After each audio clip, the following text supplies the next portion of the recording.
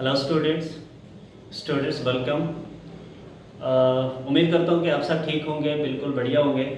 तो जैसे कि आप जानते हैं कि हमने एक्सरसाइज 1.2, 1.1, 1.2 और 1.3 कंप्लीट सॉल्व कर दी है।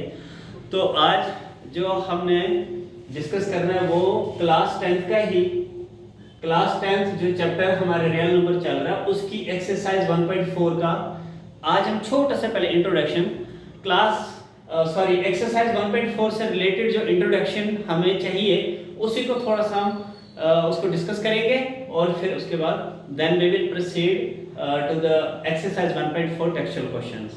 तो लेट अस स्टार्ट। तो 1.4 एक्सरसाइज के लिए जो इंट्रोडक्शन हमने करना है तो वो इंट्रोडक्शन क्या है कि आपको कहा जाएगा कि कोई रैशनल नंबर है, सपोज 5/7 है या लेट अस से 7/5 है। आपको कहा जाएगा एक्सरसाइज 1.4 में कि आपने इसको डिवाइड नहीं करना है, बिना डिवाइड किए आपने बताना है कि इस रैशनल नंबर का डेसिमल एक्सपेंशन क्या होगा। तो हमें मालूम है ना डेसिमल एक्सपेंशन क्या होता है। डेसिमल एक्सपेंशन टर्मिनेटिंग होता है, नॉन टर्मिनेटिंग होता है ना। और टर्मिनेटिंग, नॉन टर्मिनेटिंग और रिपीटिंग भी हो सकता है या नॉन टर्मिनेटिंग नॉन रिपीटिंग भी होता है, कुछ मतलब जो हमने पहले डिस्कस किया हुआ है। तो इसको मैंने डिवाइड नहीं करना है, बिना डिवाइड किए ही मुझे बताना है कि इसका डेसिमल एक्सपेंशन क्या होगा। तो सबसे पहले इसका डेसिमल एक्सपेंशन देख लेते हैं कि अगर मैं 7 को डिवाइड करता हूं मैं 5 से तो मुझे मालूम है 5 1 से 5, 7 में से 5 2, यहां लगा 0.054 से 20। तो ये डेसिमल एक्सपेंशन 1.4 आया जो कि है टर्मिनेटिंग, है ना। टर्मिनेटिंग क्यों है टर्मिनेटिंग? क्योंकि हमारा जो यहां पर रिमाइंडर है वो क्या बच गया 0। तो ये डेसिमल एक्सपेंशन क्या है? टर्मिनेटिंग। ये तो डिवाइड करके मुझे मालूम चला ना कि ये टर्मिनेटिंग है, but I am not allowed to apply the division method in exercise 1.4। मुझे डिवीजन करना जो है बिल्कुल अलाउ नहीं है वहां पर। तो मुझे बताना है डिवीजन किए बिना ही मुझे बताना है कि इसका डेसिमल एक्सपेंशन क्या होगा। तो वो कैसे हम बता सकते हैं, छोटा सा इंट्रोडक्शन और उसके बाद हम एक्सरसाइज पर प्रोसीड करेंगे। तो हमें मालूम है कि जो रैशनल नंबर है वो p by q की फॉर्म में होता है और जबकि q जो है इक्वल टू 0 नहीं होगा, है ना। तो देखिए ये जो q है ना, p को हम न्यूमरेटर बोलते हैं और q को क्या बोलते हैं? डिनोमिनेटर। तो ये जो डिनोमिनेटर है इसके हमने फैक्टर्स बनाने हैं, यानी ये जो q होगा इसके हमने फैक्टर्स बनाने पड़ेंगे। हमें फैक्टर्स बनाते हैं ना हम, सपोज 8 के फैक्टर्स बनाएंगे तो 2 4 जा 8, 2 2 जा 4 और 2 1 जा 2, है ना। तो 8 के फैक्टर्स इस तरह से बनाते थे ना। तो अब यहां पर डिनोमिनेटर में कोई भी टर्म हो उसके हमने फैक्टर्स बनाने हैं, ठीक है। फैक्टर बनाने के बाद अगर हमारा q जो है वो इक्वल टू 2 आता है, 2 रेज़ टू पावर n, यानी कि 2 raise to power n means कि 2 आना चाहिए और 2 की पावर कोई भी हो 2। सपोज यहां पर 2 3 टाइम्स आता है ना। अगर यहां पर p by q की जगह यहां पर ऐसा होता है 7/8, तो मैं 8 के प्राइम फैक्टर्स बनाता। तो 8 के प्राइम फैक्टर्स क्या बनते हैं? 2 × 2 × 2। तो यहां 2 कितने टाइम्स है? 3 टाइम्स है ना। तो मैं इसको 2 रेज़ टू पावर 3 लिख सकता हूं, ठीक है। तो इसी तरीके से यहां पर मैंने क्या लिखा? 2 raise to power n। n जो है वो हमारा कोई भी होल नंबर हो सकता है, ठीक है। n हमारा कोई भी होल नंबर होगा। तो एक केस फर्स्ट आप याद रखेंगे, केस फर्स्ट में अगर हमारा जो q है अगर उसके prime factors 2 raise to power n की फॉर्म में होता है तो तब इसका डेसिमल एक्सपेंशन क्या होगा? टर्मिनेटिंग होगा, ठीक है। तब क्या होगा? ये टर्मिनेटिंग होगा। उसके बाद अगर फैक्टर बनाने के बाद हमारा 5 raise to power m, again 5 5 5, तो 5 रेज़ टू पावर 3, तो 5 रेज़ टू पावर 3 को मैं क्या लिख रहा हूं? 5m, जबकि 3m की जगह मैं क्या ले रहा हूं? 3 ले रहा हूं।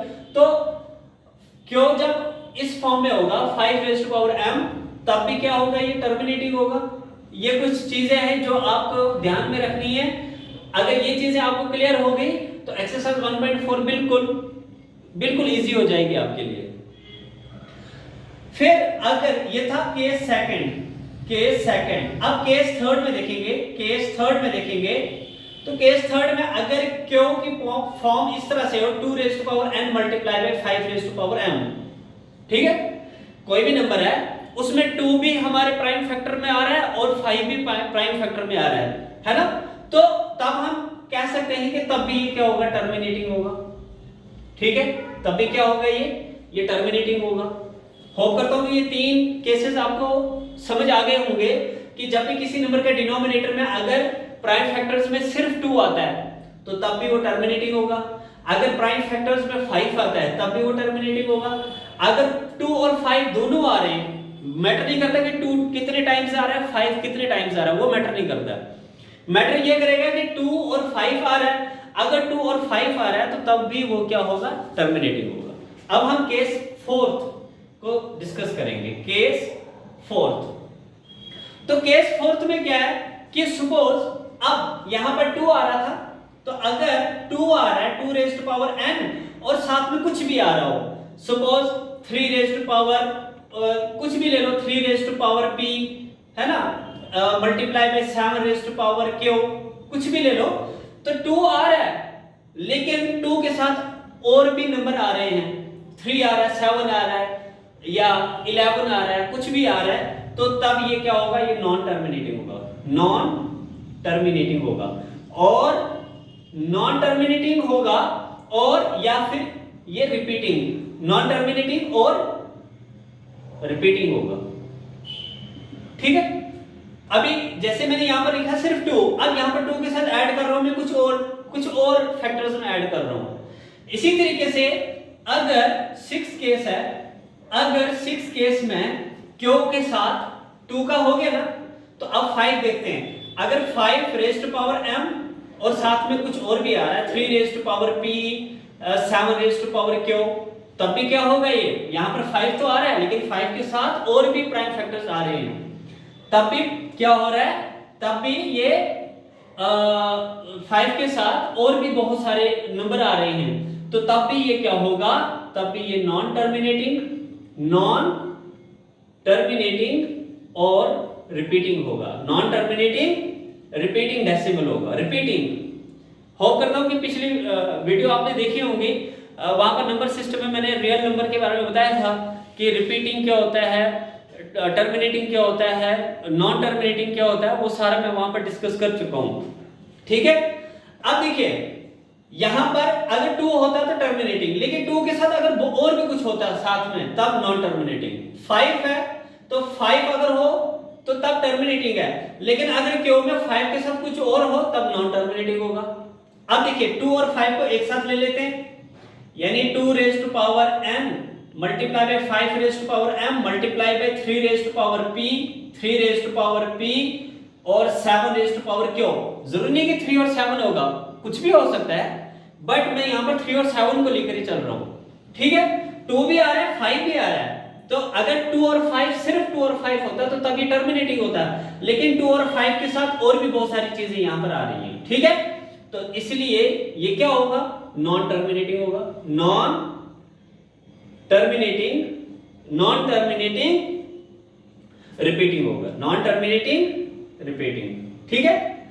और लास्ट केस आपने याद रखना है, 2 और 5 को हमने जैसे यहां पर 2 डिस्कस किया, 5 और 2 और 5 डिस्कस किया, अब लास्ट में 2 और 5 ना हो, कुछ और हो, suppose 3 raise to power m multiply by 7 raise to power m multiply by 11 raise to power p, कुछ भी हो, तो तब ये क्या होगा, तब क्या होगा, नॉन रिपीटिंग होगा, क्या होगा, नॉन रिपीटिंग होगा। तो ये छोटा सा ये एक थ्योरम है, आप पढ़ेंगे वहां पर, ये थ्योरम है जिस थ्योरम को मैंने इस तरीके से आपके साथ डिस्कस किया। तो उम्मीद करता हूं कि ये जो मैंने 4-5 केस लिखवाए आपको, ये 6 केस था, केस 6 और ये केस 7 है, तो उम्मीद करता हूं कि केस 7 आपको याद रहेंगे। कि एक बार फिर से मैं इसको रिपीट कर देता हूं कि जब भी कोई हमारा रैशनल नंबर होगा और रैशनल नंबर न्यूमरेटर अपन डिनोमिनेटर या p अपन q की फॉर्म में होगा, अब q के हमने फैक्टर्स बनाने हैं, है ना, क्यू के फैक्टर्स बनाएंगे, तो जब क्यू के फैक्टर्स बनाएंगे, अगर क्यू के फैक्टर्स में सिर्फ 2 आ रहा है, ठीक है 2 आ रहा है, लेकिन 2 कितने टाइम्स आ रहा है वो मैटर नहीं करता है, 2 जितने भी टाइम्स होगा लेकिन सिर्फ 2 होगा तब ये टर्मिनेटिव होगा। अगर सिर्फ क्यू 5 आ रहा है तो तब भी टर्मिनेटिव होगा। 2 और 5 दोनों आ रहे हैं क्यू के फैक्टर्स में, तब भी टर्मिनेटिव होगा। अच्छा अब देखिए यहां पर फोर्थ केस, 2 आ रहा है लेकिन 3 और 7 भी साथ में इंक्लूड है, तो हम क्या कहेंगे, नॉन टर्मिनेटिंग कहेंगे, और नॉन टर्मिनेटिव हम रिपीटिंग कहेंगे। 5 और 5 के साथ और भी बहुत सारे नंबर्स हैं प्राइम फैक्टर्स में, तो नॉन टर्मिनेटिंग रिपीटिंग होगा। अगर 2 और 5 दोनों है लेकिन उसके साथ और भी कोई प्राइम फैक्टर्स हैं, तब ये नॉन टर्मिनेटिंग रिपीटिंग होगा। और अगर 2 और 5 के अलावा कोई नंबर है, 3 और 7 है या 11 है या 13 है, कोई भी प्राइम फैक्टर्स हो साथ में, तो तब ये क्या होगा, नॉन रिपीटिंग होगा। तो होप करता हूं कि इंट्रोडक्शन आपको काम आएगा एक्सरसाइज 1.4 में, आप इसको अच्छे से देख लेंगे तो इसी के बेसिस पे हम एक्सरसाइज 1.4 जो है सॉल्व करेंगे। तो मिलते हैं नेक्स्ट वीडियो में एक्सरसाइज 1.4 के साथ। Thank you so much.